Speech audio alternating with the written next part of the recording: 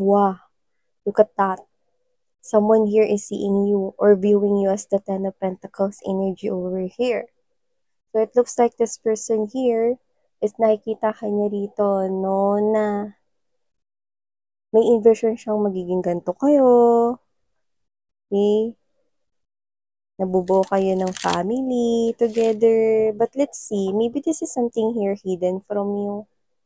Or maybe it's a secret, no, na pwedeng na-reveal lang sa'yo recently, but let's see. But I think this is something here very emotional. Maybe there's an energy right here connecting sa inyo, no? Na yan, naguguluhan about the situation here. But still, fighting. The Chariot card is one of the fastest energies sa tarot. But this person here, even though hindi niya alam kung ano talaga yung pinakadapat niyang gawin with the situation here with you, nagpapatuloy pa rin siya sa paggawa ng aksyon.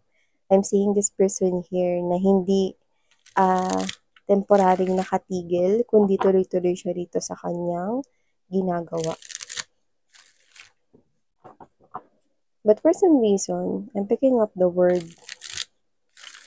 heal. So, maaaring may kailangan ditong mahilom or mapagaling.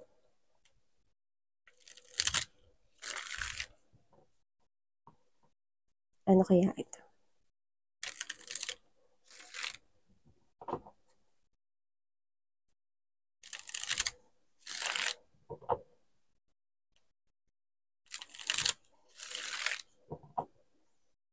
Okay.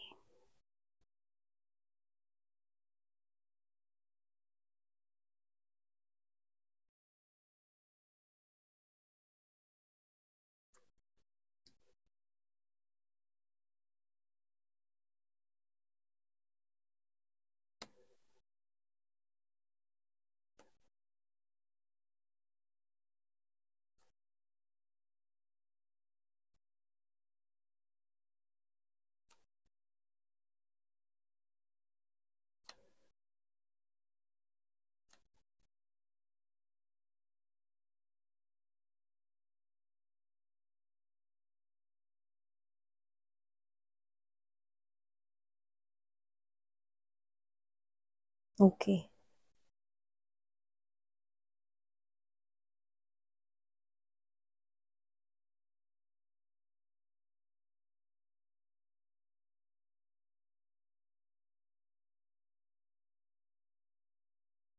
Hey there mga my loves collective, thank you so much for always staying here with me in this channel, babes. So before we start your reading, reminders muna tayo na hindi po ito for everybody. So just pick up only the messages you think are for you. At kung feel mo na ang reading na tayo para sa'yo, then this reading might be really for you. And of course, this is timeless as well. So pwedeng ito ay tapos na, nangyari na, no? Ito ay hindi pa nangyayari naman para sa iba't isang prediction sa kanilang future. At sa iba naman ay pwedeng nangyayari sa present moment. So dito, na tayong gender, babae, lalaki, LGBT, and at the end of the day, palagi kayong may free will, malaya kayo na gamitin yan anytime, anywhere. At kung mga babes na hindi niyo pa knows may other channel pa po tayo, ang link ay nasa description box. So yan, hi new subscribers, ako po si Yan, welcome tuloy. At sa mga returning viewers, thank you po sa inyong walang sawang support. So nakikita ko dito that with this King of Wands energy, Six of Wands right here, Four of Swords, I do see that this is the person here na sinasabi niya sa akin dito na hindi kanya i-give up. Kaso may complicated thing na nangyayari kasi nakita ko rito that this might not be resonating sa lahat, pero nakita ko na may ka-in relationship ka. May ka-relationship ka o may nilalaman yung puso mo, ibang tao. Just take how that resonates. No? May minamahal kang iba rito at alam niya yon. Pero itong person na to, sa tingin ko, sasabihin niya sa'yo, like, kukonfrontahin ka niya na kahit meron kang ibang minamahal, hindi ka pa rin niya i-give up. But let me tell you that if this reading is yours, this person na nagsasabi dito ni hindi ka niya i-give up is someone here na hindi ka kayang saktan ever. Yeah. So this could be someone here who appears to be a long-time friend sa iba sa inyo. Or matagal mo nang kilala at nakakasama sa life. Parte na ng life mo, matagal na. This person here, pwedeng matagal ka na rin niya nagugustuhan, pero posibleng lately lang siya umamin ng feelings for you. Or kung sino man tong energy na to, no, pwede rin naman mga babes na etong person na to, no, is matagal niya na sinabi yan sa'yo, pero maaaring iba talaga yung nilalaman ng puso mo. Kasi lumalabas dito na Four of Swords energy, no? Four of Coins right here. This person sees you as number 4. Okay? Doesn't have to be na ikaw yung pang number 4, ha? Walang number dito, no? At kung meron man, nandun ka sa 0. Ikaw yung new beginning niya rito, no? 4 here stands as family. Ikaw yung gusto niya rito maging family. Ikaw yung gusto niya dito maging ama ng kanyang mga magiging anak or maging ina ng kanyang mga magiging anak. So, nakita ko dito that this person here wants home with you. Family. Magtayo kayo ng ganyan. And, ang hirap naman kasi talaga i-give up pagka pangarap mo at strong desire ka niya. Ang hirap i-give up, kahit sabihin na i-give up na lang, no? Ang hirap gawin yun. Bakit? Kasi, una sa lahat, hindi matuturuan yung puso na gawin yun. Pangalawa, ang tagal kanyang hinintay yun.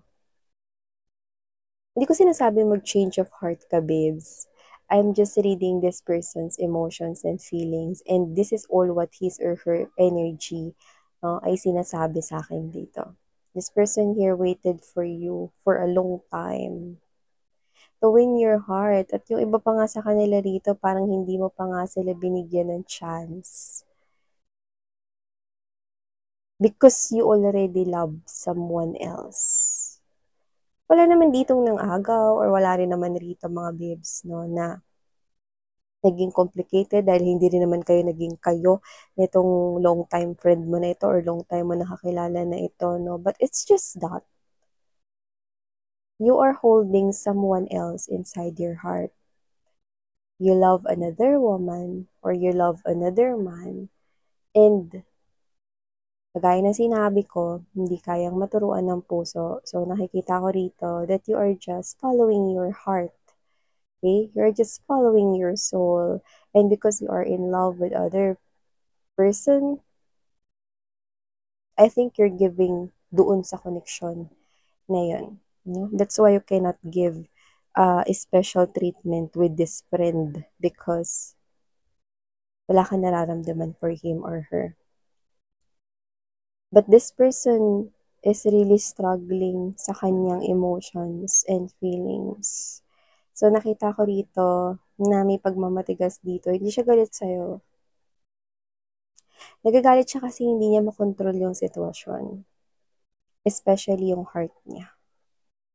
Even though he or she is trying to fool or convince himself or herself to just live and let these emotions go, he or she just can't do that. He or she just can't help but to look at you with a strong desire. How can I give up someone like you? Pwede mo bang sabihin sa akin kung paano kita i-give up o kung paano kita makakalimutan?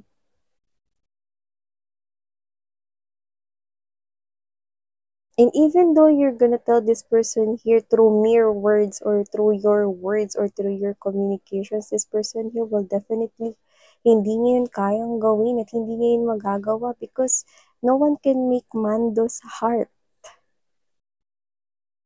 That's why meron tayong mind over matter.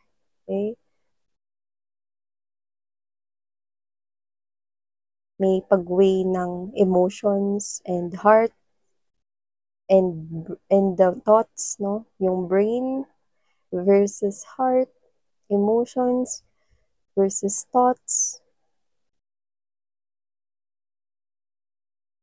Even the wrong things seems like right for this person. Loving you is not something wrong na nakikita ng person na to.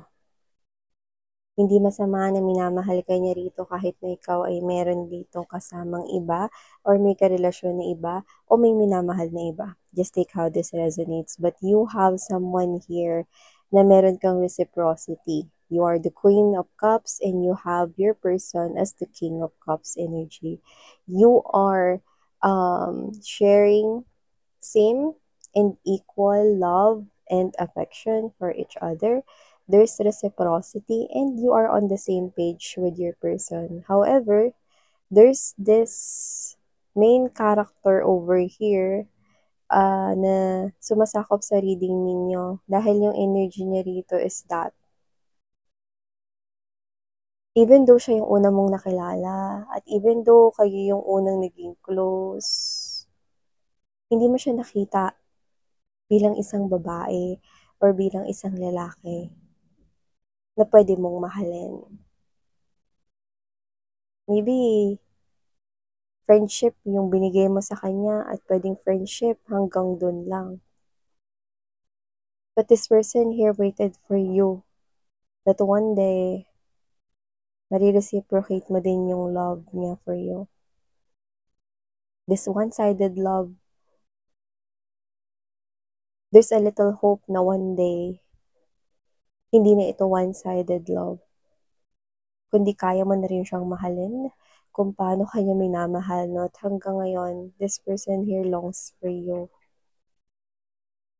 But believe me, this person will not do something to hurt you. This person, di kanya kikidnapin? Of course not. This person here will not hurt your person? Of course not. Because this person here is someone who is not a bad person though. This person here has a warm heart. It's just that this person here longs for you. But even though you will try na kausapin siya rito, there's a communication here, okay, with this Eight of Swords energy and there's this Eight of Wands over here. I do pick up that even though na mag-usap kayo nitong person na ito, hindi niya pa rin magagawang sundin yung sasabihin mo. Because his or her heart is really, parang fighting inside, no? There's a battle inside this person here. Parang ang hirap na hindi mo nakukuha yung strong desire mo. Ganun yung nararamdaman niya rito. Ang tagal kanyang panahon hinintay at parang hindi nagkaroon ng chance rito na mabigyan mo siya ng chance na makita siya bilang isang lalaki or isang babae na pwede mo ring mahalin. With the Five of Cups energy, matagal na panahon siya rito naghihintay, no, na punong-puno ng lungkot dito. Kasi kahit hinihintay ka niya at nagkakaroon ng pag-asa, no, little or munting pag-asa rito sa kanya. It looks like this person here, alam niya sa sarili niya na hindi ikaw yung basta-bastang babae or lalaki lang, no. Alam niyo na kapag namili kayo na yun eh. At posibleng meron ka na nga ritong ibang kasama or may pinili ka na rito, no, na mahalin dahil may lumalabas na ritong ibang tao, no. But with this Nine of Swords energy, Nine of Wands right here, no. Alam mo yung abot kamay ka lang niya. 9 is the number before 10.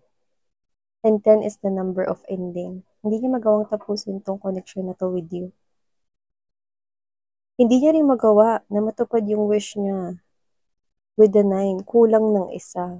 So, parang kahit ang lapit-lapit mong layo-layo mo pa rin. Pero ano nga ba yung makakapagpakalma sa taong ito at posible makapagbago sa isip niya? Kung reading mo ito, pwede mo itong gawin sa kanya. Kasi sinasabi ng angels and spirit guides dito na maalon at malalaki ang alon na nararamdaman sa emosyon ng taong iyan. Maaring hindi niya pakinggan ang mga sasabihin mo na i-give up ka niya or huwag ka ninyang gustuhin or kalimutan niya ang feelings niya para sa'yo dahil pagkakaibigan lang ang kaya mong ihandog at ibigay sa kanya, no? Kasi hindi makikinig ang kanyang tenga dito, no? Ang puso ang kailangang makarinig ng linyang sasabihin mo. Paano nga ba ikaw maririnig gamit ang puso, no, nitong tao na to? Here, spirits are saying, you need to touch him or her. Meaning, you need to hug this person here. And even though wala kang sabihin, unti-unting kakalma ang alon sa dibdib or sa damdamin nitong person na to.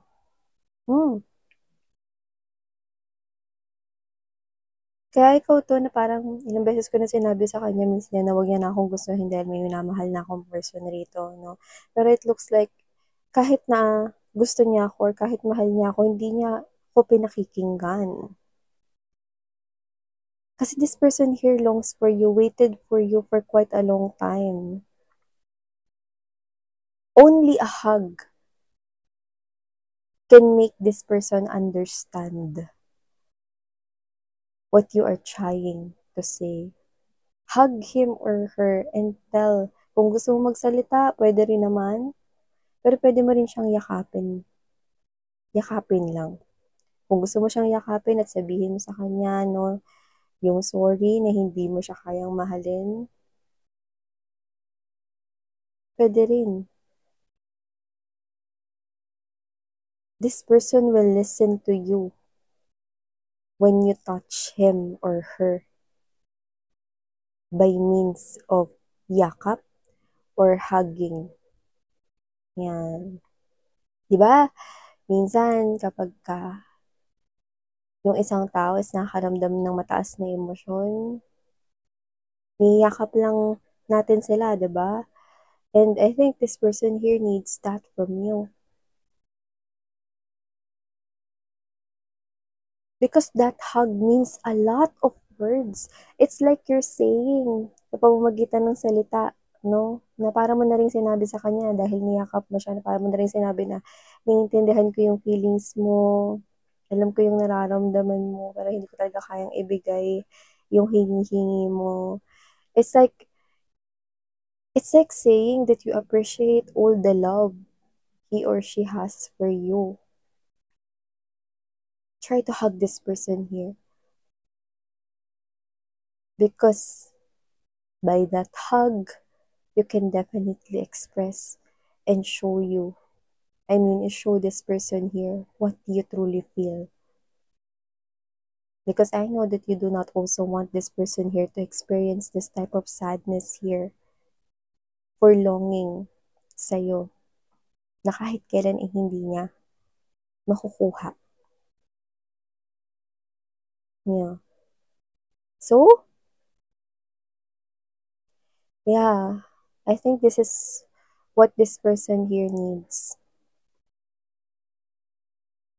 A hug coming from the very special person in his or her life. Walang iba kundi ikaw. So yeah, these are all the messages we've got right here for you, sweetheart. Muli ako po siya ng inyong psychic reader. Sarang hayo, love, and light. And you.